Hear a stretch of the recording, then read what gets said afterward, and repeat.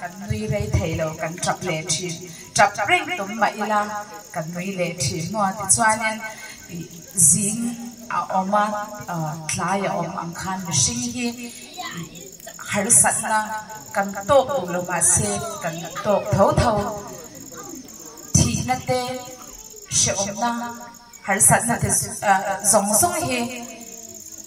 le ya hi chuanin du lo mai na kan tok se la ma se chung zong zong in a chung zong zong ti boi phak lawa nakina chuan leipan khothiam hi ma ni shrai kom don ni hallelujah kan mong te po a kham to nga kan sabai ding ang ole ding van fel tak pathian kan phak khau don nya kan tak sa nge in pathian kan phak hi chuan kan dama kan liman ngo kut athain kut kan benga nga kan lama nga chuan hit takin arei lo chang thum chaw ni o lo na phursu chuan in thule don nya le